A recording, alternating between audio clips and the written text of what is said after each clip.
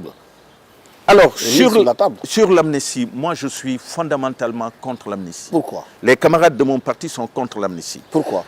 Alors pour plusieurs raisons. D'abord pour des raisons de conjoncture. Vous voyez bien que ce n'est pas dans un pays où on poignarde les journalistes il y a quelques heures où il faut voter une loi d'amnistie pour des faits politiques et pour des faits de violence que même certainement certains prisonniers libérés ont dû participer, auxquels ils ont dû participer. Donc c'est le premier point. Il y a un problème de conjoncture. C'est vraiment pas le moment de voter des amnisties. La deuxième chose, il y a un problème de principe quand même que j'ai. Moi, je ne comprends pas qu'on annonce dans notre démocratie la séparation des pouvoirs.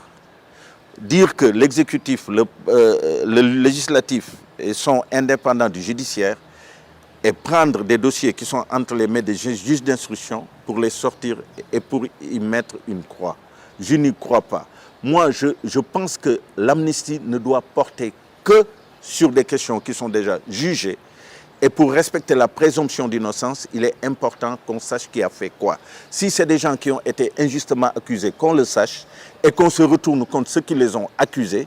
Et si c'est des gens qui ont enfreint au code à la société, il faut tout simplement les punir. Mais moi, je ne crois pas en l'impunité.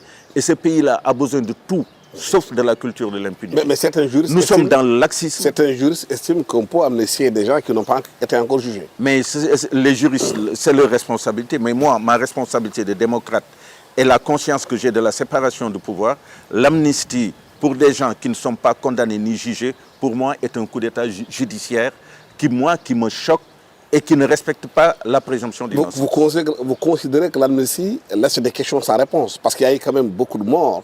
Hein, depuis 2012 jusqu'à présent, on parle de 40 morts. Certains gens accusent même certaines forces occultes tout à fait. qui auraient fait ça. Les services de sécurité aussi sont indexés. On ne sait pas réellement. Moi, je pense que des hommes politiques n'ont pas et ne peuvent pas aller se retrouver à Diamniadio, quelque part, et décider d'une amnistie. Ce n'est pas un problème de force politique, c'est une question de toute la nation sénégalaise. Nous avons envie de savoir qui sont ces forces occultes.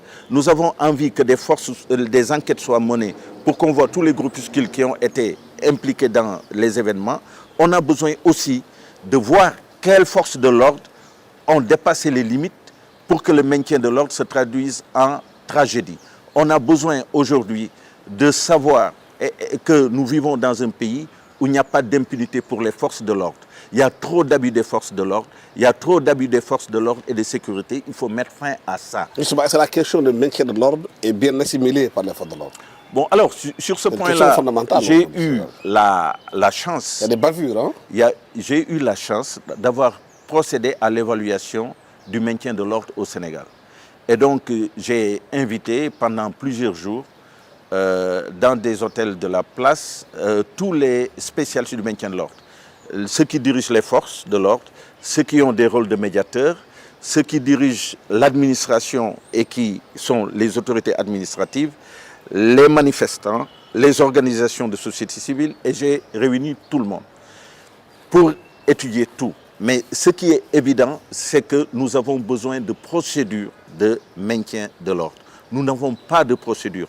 Nous avons des lois, 8 à peu près, plus une instruction 10, votée en 1970, qui parle de la collaboration de l'armée et de la gendarmerie et de la police en cas de dépassement du désordre. Et tout cela existe, mais il n'y a aucune procédure. Donc il n'y a pas de manuel de procédure? Il n'y a pas de manuel de procédure, il n'y a pas de mémento. On ne sait pas dans quelle langue il faut parler aux gens. Et nous avons fait toute une procédure sur les moyens d'action, sur les instruments utilisés, jusqu'au point où on a dit dans quelle langue nationale on doit dire les choses. Et s'il faut des hélicoptères pour distribuer des feuilles, sensibiliser les gens, la presse, comment elle doit être traitée dans des cas comme ça, nous en avons parlé. Nous avons parlé des médiateurs même au sein de la manifestation. Et nous avons parlé des médiateurs au niveau des forces de l'ordre. Nous avons parlé de la prévention en matière d'intervention et nous avons parlé de la coordination. Mieux, nous avons même demandé à ce qu'après chaque maintien de l'ordre, qu'il y ait un retour d'expérience et une évaluation et que ces évaluations-là soient transmises à